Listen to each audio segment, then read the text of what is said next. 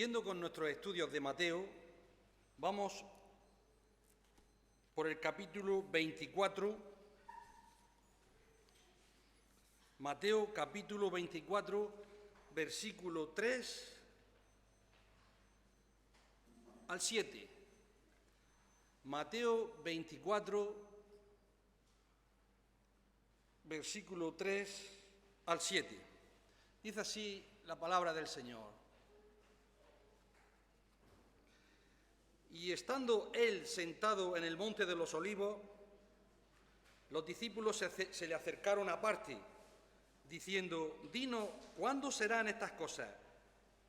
El título del mensaje empieza: «Señales antes del fin». ¿Y qué señal habrá en tu venida y del final del siglo? Respondiendo Jesús les dijo: «Mirad que nadie os engañe, porque vendrán muchos en mi nombre diciendo: yo soy el Cristo, y a muchos engañarán. Y oiréis de guerra y rumores de guerra. Mirad que no os turbéis, porque es necesario que todo esto acontezca, pero aún no es el fin. Porque se levantarán nación contra nación y reino contra reino, y habrá pestes y hambre y terremotos en diferentes lugares, y todo esto será principio de dolores». Al leer los evangelios es interesante notar todos los eventos que sucedieron en la vida de nuestro Señor Jesucristo. Estando Él en un monte sentado, hemos visto las veces que nuestro Señor Jesucristo estuvo en un monte. En Mateo 4 se nos habla de el monte de la tentación y cómo el diablo lo subió a ese monte para tentarlo, con el pan, que él tenía hambre, en fin. Después en Mateo 5 le llama monte de las bienaventuranzas, donde pronunció ese gran sermón acerca de las bienaventuranzas, Mateo capítulo 5, quien nuestro Señor Jesucristo allí también lo predicó en un monte. También nos dice en Marcos 3 que nuestro Señor fue a un monte y allí eligió a sus discípulos, donde podemos decir que fue el monte de la elección. Y una y otra vez encontramos a Él en un monte de la oración también. No era el mismo lugar probablemente, a veces estaba en Galilea, a veces estaba en Judea, pero encontramos que muchas veces el Señor Jesucristo fue a un monte a orar. También es algo increíble lo que sucedió en el monte de la Transfiguración, allí con sus discípulos. Él se transformó en ese monte. Todos sabemos que su rostro resplandeció, pero lo más trascendental fue lo que sucedió en el monte Calvario.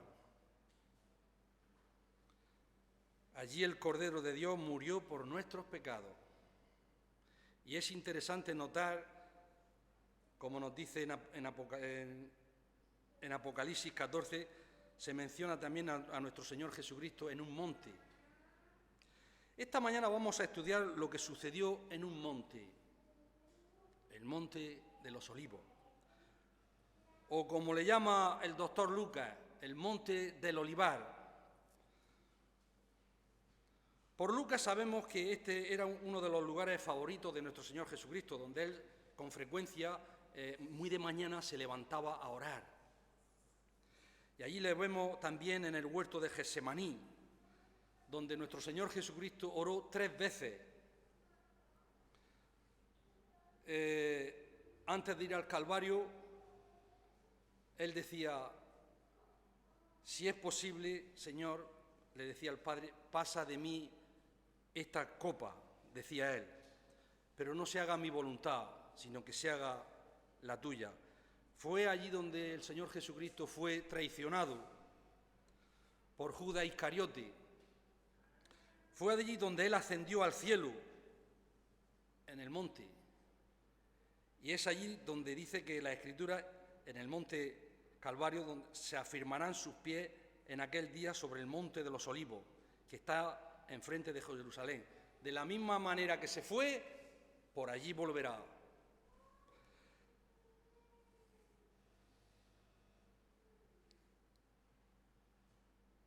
Fue en ese monte donde Él nos da uno de los discursos más profundos de todos los tiempos, de todas las Escrituras, allí en ese monte.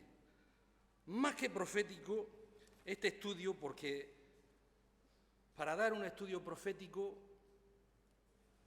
hay que saber mucha teología. Puede meter la pata, decir algo que no es correcto.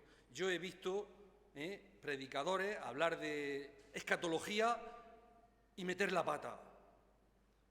Entonces yo no quiero hacer el estudio teológico, aunque hay algo siempre de teología, naturalmente. Quiero hacerlo más bien práctico para nuestras vidas.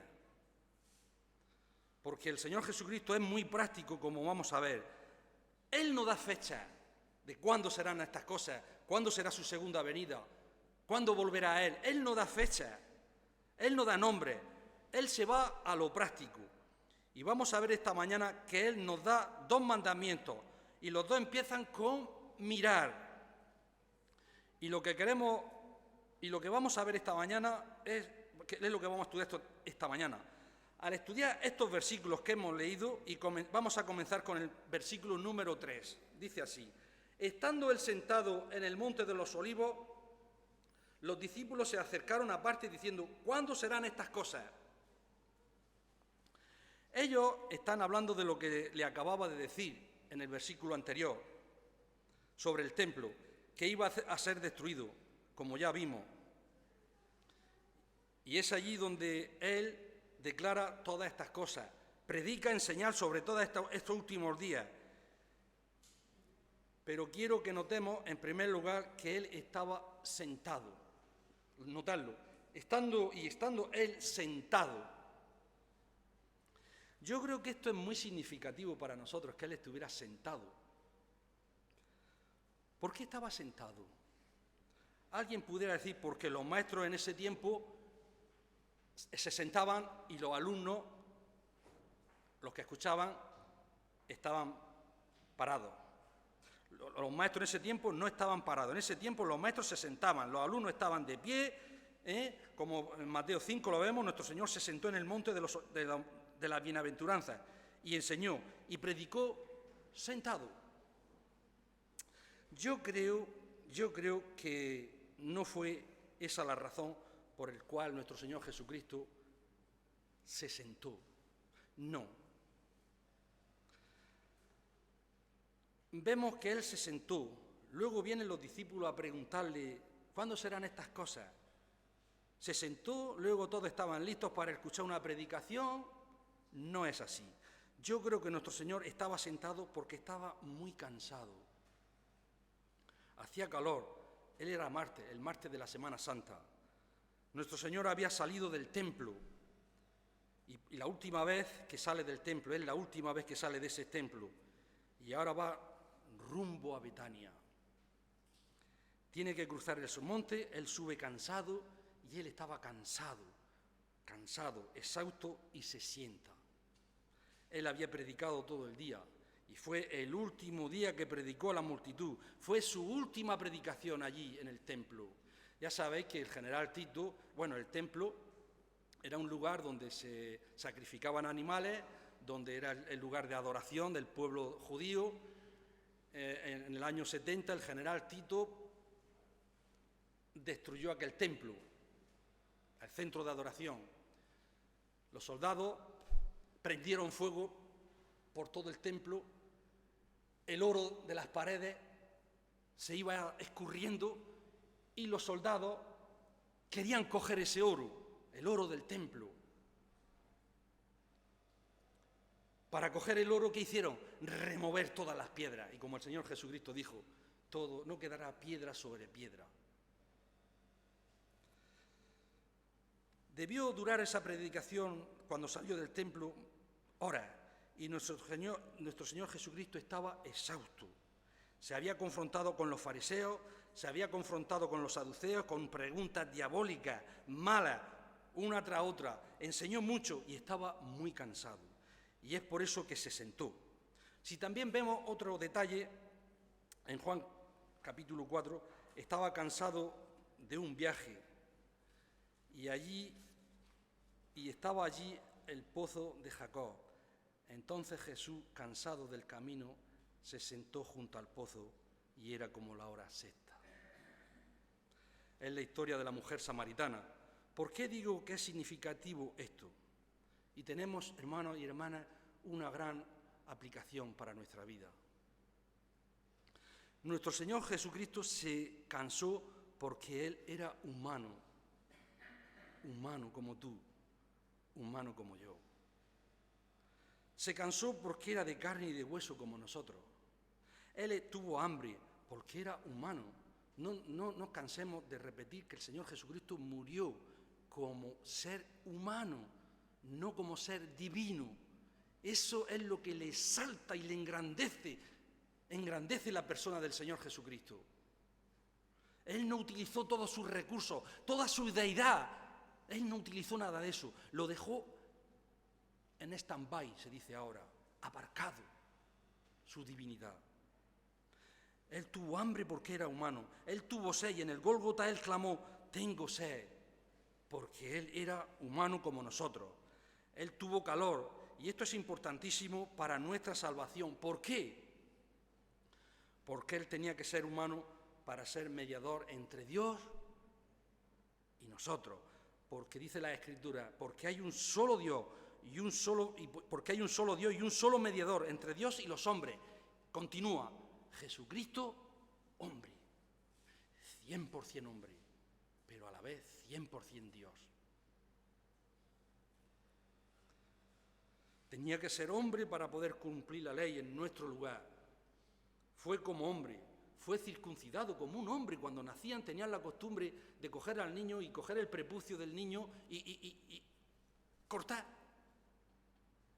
Eso era la ley. Nuestro Señor Jesucristo cuando era niño, se caía al suelo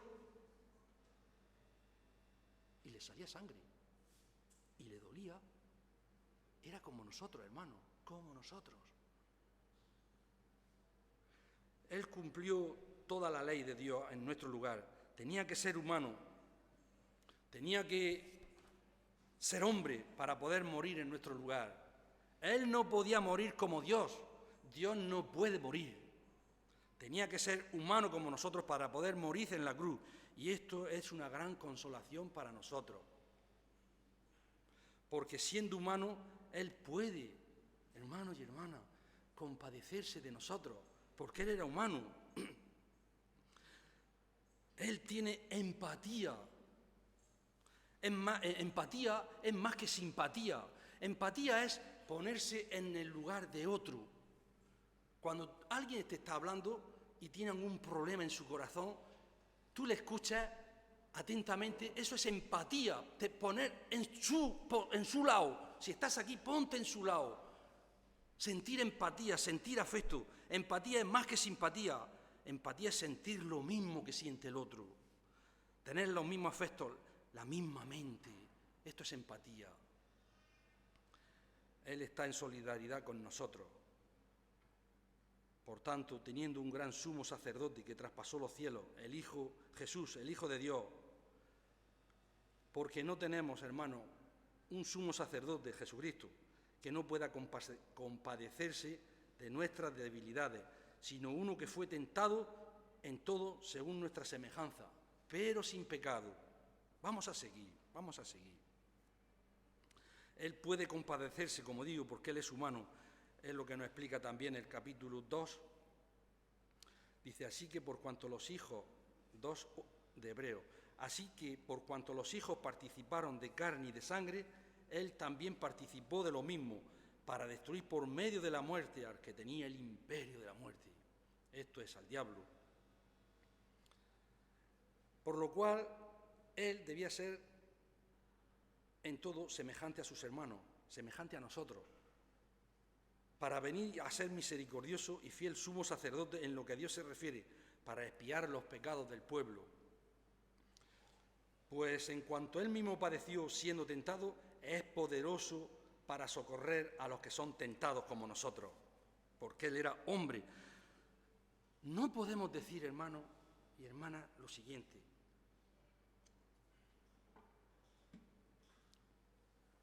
Señor, tú no sabes lo que yo estoy pasando. Señor, tú no sabes lo que yo estoy sufriendo. Tú, Señor, no sabes de mi angustia. Claro que como eres Dios, tú no has pasado por aquí. No sabes de mi angustia, Señor. Tú no sabes de esto. Eso no se lo podemos decir al Señor. Señor, tú no sabes de mis problemas. Tú no sabes de mis depresiones que tengo. Tengo angustia, tengo depresiones. Tú no sabes de esto, Señor. Eso no lo podemos decir. Tú no sabes por dónde yo estoy pasando, Señor, ahora mismo. Tú no me comprendes.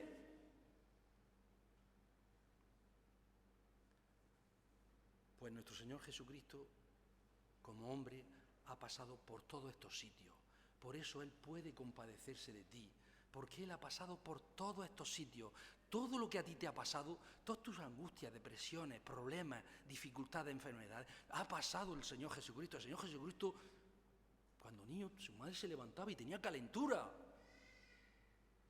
¿O qué crees? Que porque tenía calentura y lo tendría que llevar, supongo, al doctor Lucas o yo qué sé. Bueno, he dicho eso por decir una cosa. Él te puede socorrer. Él te entiende en todos tus dolores. Él te entiende y te comprende y te puede ayudar. Naturalmente que sí. Vamos a seguir con nuestro texto. Notad también la gran paciencia de nuestro Señor en el versículo 3.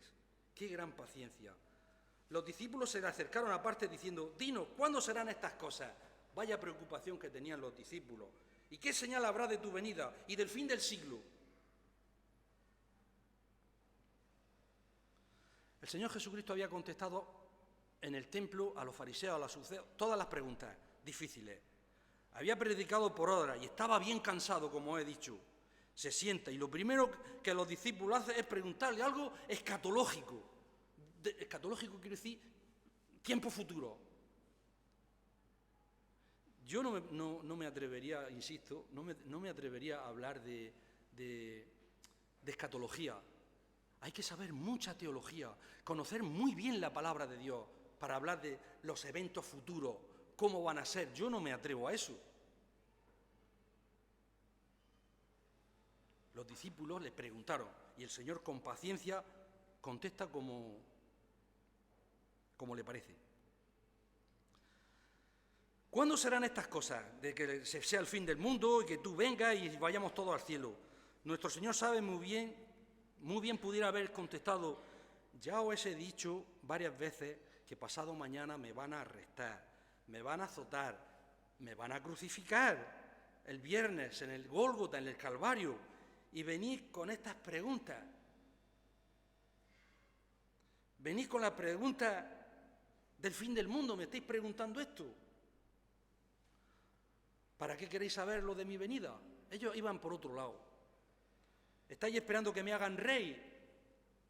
Eso es lo que esperaban, que lo hicieran rey. ¿Estáis esperando ser nombrados secretarios de Estado vosotros? Cuando a mí me hagan rey, vosotros sois secretarios de Estado, todos. Ministros, el presidente y los demás ministros de Hacienda, Sanidad, Cultura. Eso es lo que estaban esperando ellos. ¿Para qué queréis saberlo? Bien pudiera haber contestado nuestro Señor Jesucristo. Pues bueno, pues ya veremos. Pero nuestro Señor no contesta así. Aunque muy cansado, aunque Él exhausto, sabe que en 2 días en el Gólgota le van a crucificar. Se va a separar del Padre, diciendo: Dios mío, ¿para qué me has desamparado? Y todo este peso ya estaba sobre Él. Pero Él contesta con mucha paciencia. Él nos da el discurso más extenso que tenemos registrado en los evangelios, hermano.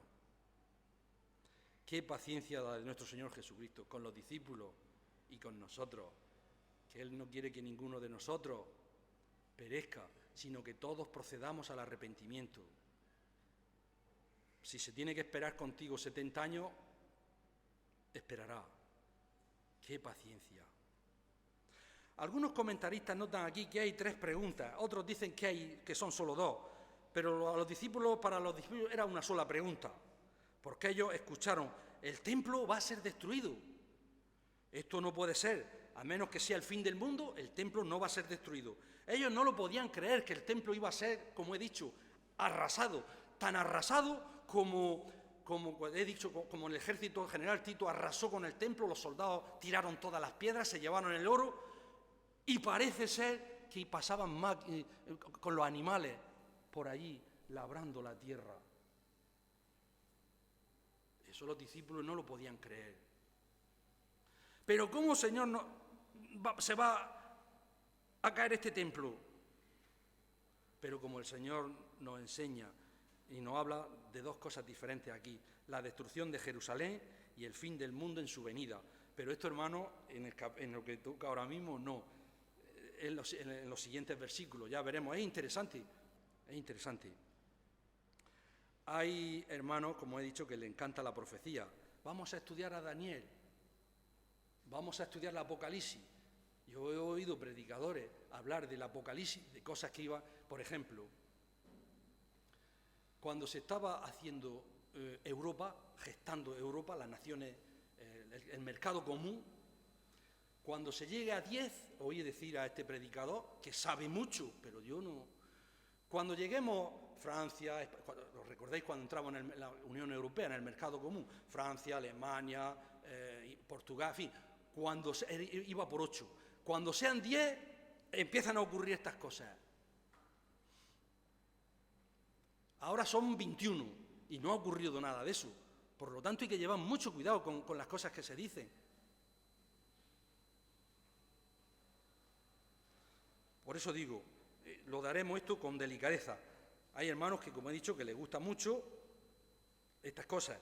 Es de notar que los discípulos le preguntaron al Señor esperando una respuesta. Ellos esperaban una respuesta. Ellos creyeron al Señor Jesucristo como el profeta de Dios. Sí, que les iba a contestar con la verdad. ¿Cuándo va a suceder esto? ¿Qué señales habrá de tu venida? Ellos creían, efectivamente, de todo corazón, que Él era el Mesías. Y esto es de notarse. Y también que los discípulos ellos no negaron que el templo iba a ser destruido. Se quedaron asombrados. Creyeron. ¿Cuándo va a suceder? Le preguntaron a Él. Porque sabían que Él era un enviado de Dios. Aplicación para nosotros. Esto es una lección para nosotros.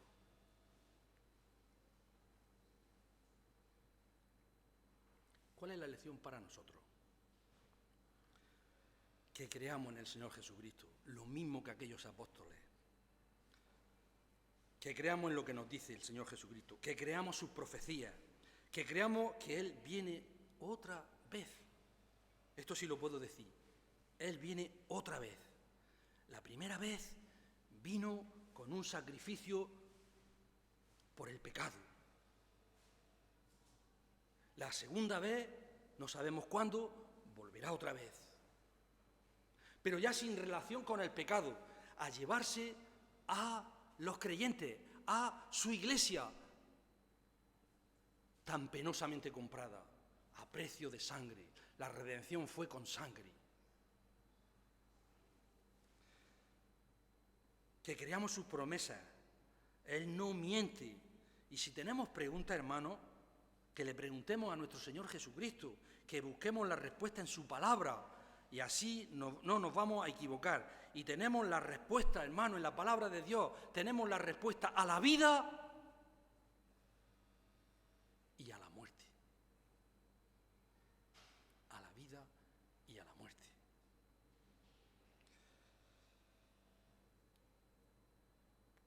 A la vida.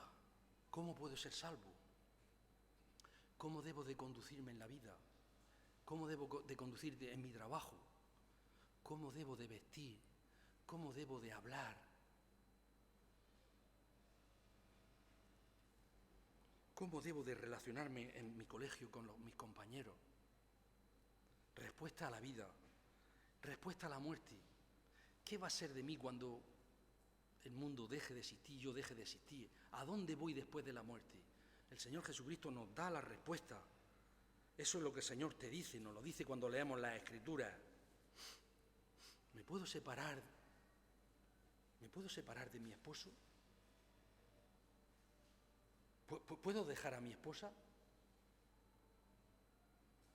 El Señor te dice lo que tienes que hacer. ¿Cómo ser librado de mis pecados? ¿Cómo entrar al cielo? El Señor te dice cómo debes de hacerlo. El Señor Jesucristo te dice si está bien disciplinar a los hijos. Ayer me llevé una sorpresa. Viene un señor, un joven, se lo comentaba a mi esposa. Dice, córtame el pelo que me voy a casar. Qué cosa más extraña. Se me pasan meses que no vienen un varón, mujeres sí, un varón que se va a casar. Me causa impacto, digo. Claro, cuando profundicé un poquito en él, era creyente. Digo, con razón. No era creyente evangélico, era creyente católico, pero era creyente. Dice, yo es que nosotros no hacemos eso. La conozco y nos juntamos. Nosotros no hacemos eso.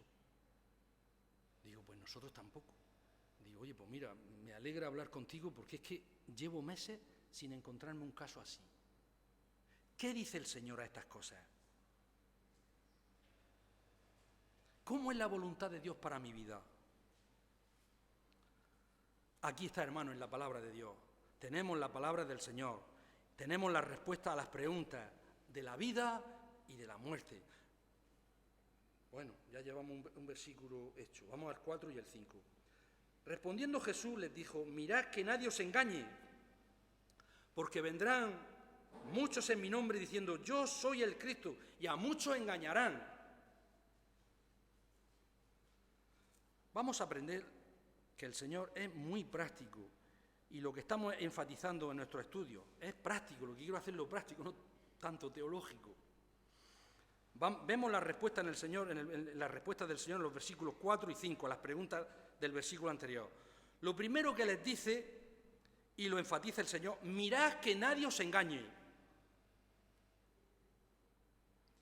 No les creas. Nos dice, por ejemplo, en el versículo 11 del 24:11, y muchos falsos profetas se levantarán y engañarán a muchos actualmente. Y esto es un peligro muy real, nos dice también en el versículo 23 de este mismo capítulo.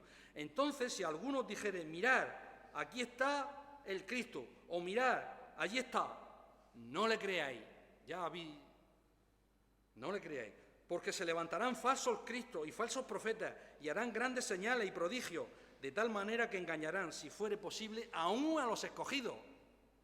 Hermanos, estamos en los últimos tiempos, estamos viviendo en una prórroga. El Señor Jesucristo va a venir enseguida. Se están dando todos los acontecimientos: desafecto a los padres, inmoralidad, perversión.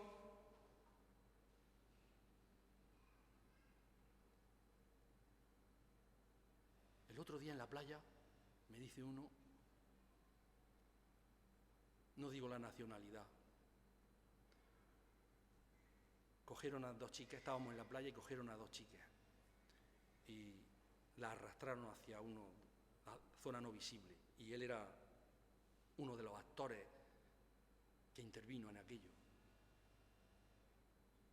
Una de las chicas se fue corriendo y llamó a donde estaba el grupo de mujeres. Y la otra pues estaba debatiéndose con este hombre, allá escondido. Cuando se enteraron aquellos, yo me alegré de verdad. Este fue corriendo. ¿Dónde está esto? Así de grande, de judo, karate y todas esas cosas, pesas. Pues el hombre le arreó alguna colleja. Pero es que luego vino el guardia, llamaron al guardia y siguió dándole collejas. Y si pasa algo, aquí nadie hemos visto nada. Los que estaban allí, nosotros no hemos visto nada. Y vieron todos que le dieron 17 collejas al canalla. Estamos en los últimos tiempos, hermano. Esto nunca se había visto. Yo de pequeño me dejaba a mi madre ir por la calle, estaba en las calles sin asfaltar y volvía luego a la noche y mi madre estaba tan tranquila. Ahora no. Ahora no dejo yo a mi hija. Voy a seguir. Que nadie os engañe. Que nadie os engañe. Una de las tácticas favoritas del diablo, al final, para apartar a la gente del Evangelio, va a ser engañar a la gente. Muy astuto él. Él no va a usar, hermanos y hermanas, él no va a usar demonios rojos, como nos están haciéndonos ver. No, él va a usar a líderes que parecen excelentes maestros, pastores, pero serán unos lobos rapaces. En 2 de Corintios, porque estos son, ya sabéis, yo he oído de pastores en Estados Unidos, en España no, pero en Estados Unidos sí. Porque estos son falsos apóstoles, obreros fraudulentos, que se disfrazan como apóstoles de Cristo. Y no es maravilla porque el mismo Satanás se disfraza como ángel de luz. Así que no es extraño si también sus ministros se disfrazan como ministros de justicia, cuyo fin será conforme a su obra. Bueno, muchos engañarán. ¿Cómo es que muchos serán engañados? ¿Cómo es posible que haya tantos engañados musulmanes? Tantos terroristas, personas engañadas, tantos testigos de Jehová, tantos mormones, tanta gente creyendo a sectas tan raras. Sé de iglesias americanas, como siempre todo viene de allí, que adoran a Satanás. Otros tienen el culto al culto a la muerte. ¿Vosotros pensáis que es algo inocente lo que vemos aquí en España, importado de Norteamérica? ¿Es Halloween, como se dice? Eso, como se dice, Halloween, bueno, no sé. ¿Vosotros pensáis que eso es algo inocente? Que las madres van con los niños vistiendo de calavera, de huesos y de... Pues hay personas que adoran a la muerte, pero ¿cómo es posible el engaño? Esto es lo que explica, esto es lo que nos dice nuestro Señor Jesucristo. Mirad que nadie os engañe. Cuidado, no les crean, por muy bien vestidos que vayan, por más gente que le escuchen, por más morales que sean, por más generosos que sean, no creáis a esta gente. Y vamos a ver a dónde hay que ir, dónde os quiero llevar. Por más motivante que sea su mensaje. Muchos mensajes, yo escucho mensajes y veo que al final son psicología mundana, como formas de autosuficiente, cómo superarme en la vida, de autoestima, para subirte, que te suba la estima. Psicología mundana, muy motivante lo que están diciendo. Por más suave que sea el mensaje, por más que tú te sientas bien, y en sus cultos muchas veces lloran, yo los veo llorar, y alegres, que parece un avivamiento. No les creas. No les creas, son falsos profetas. Vamos a ver por qué. Y aquí tenemos la aplicación, hermano. La aplicación que es que hay que probar. Probar.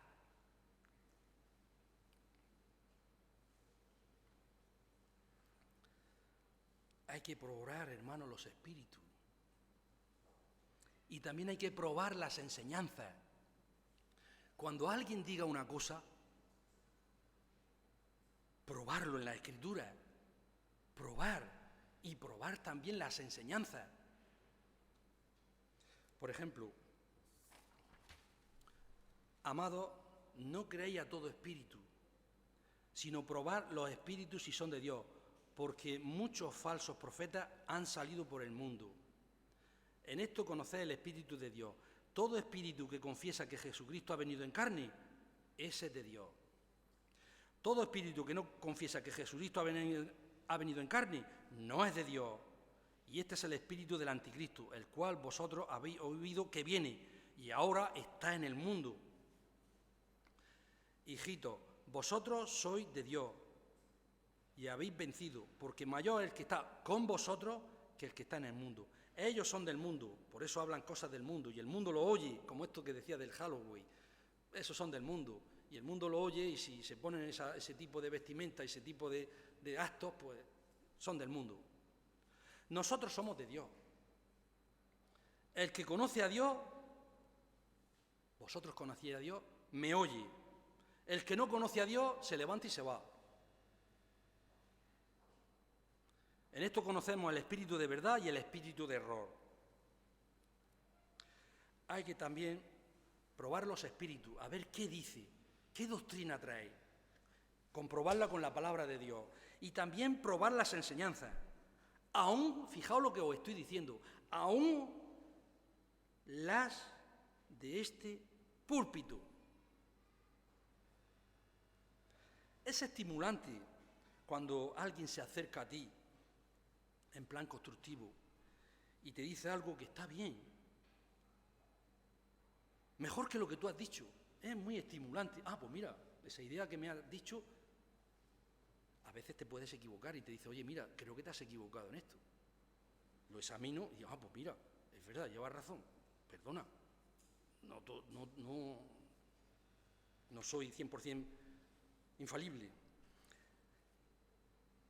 Aún desde este púlpito, todo lo que se dice, vosotros tenéis que investigar y escudriñar en la Escritura a ver si es cierto lo que se dice desde aquí. Los de Berea, y estos eran más nobles que los que estaban en Tesalónica, pues recibieron la palabra con toda solicitud, escudriñando cada día las Escrituras para ver si estas cosas son así. Cuando se dice algo en el púlpito, léelo en la Escritura, a ver si eso es así, aún desde este púlpito. Y eso es lo que debemos hacer. Hay muchos falsos profetas. Tenemos que probar los espíritus, tenemos que probar las enseñanzas, si es verdad y están de acuerdo con la palabra de Dios. Os voy a robar 5 minutos, versículo 6. Y oiréis de guerra y rumores de guerra. Mirad que no os turbéis, porque es necesario que todo esto acontezca, pero aún no es el fin. Os voy a robar 5 minutos.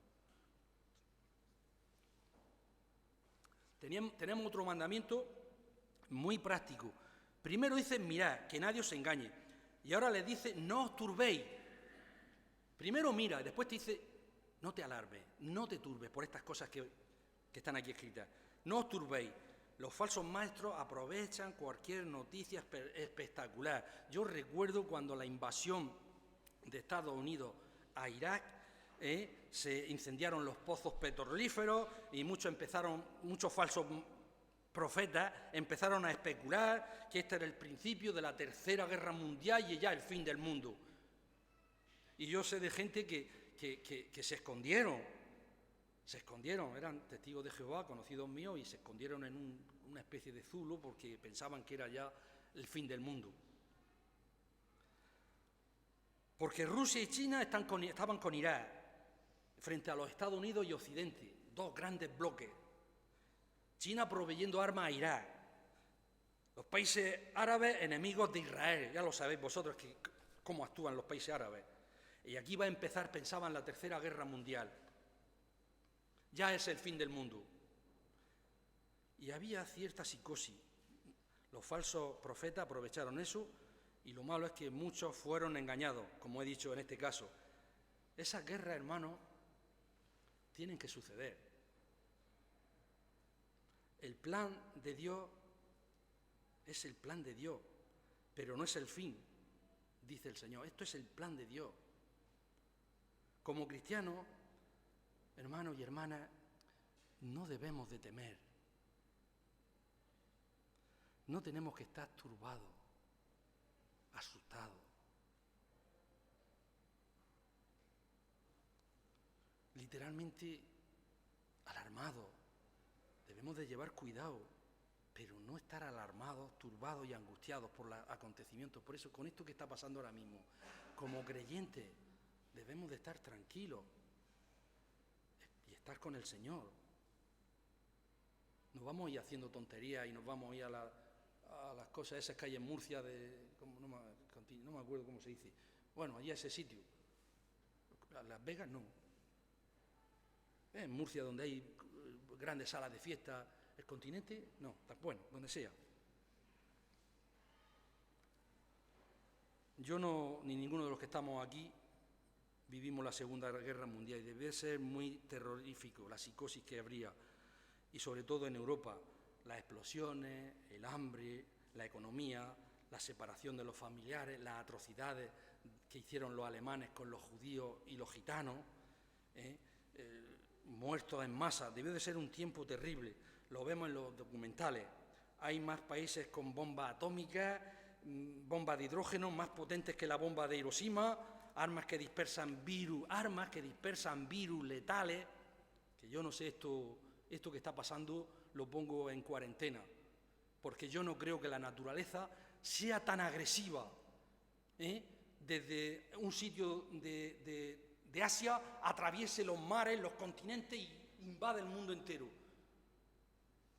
Bueno, no puedo decir nada porque yo no soy científico. Y como vemos es algo terrible.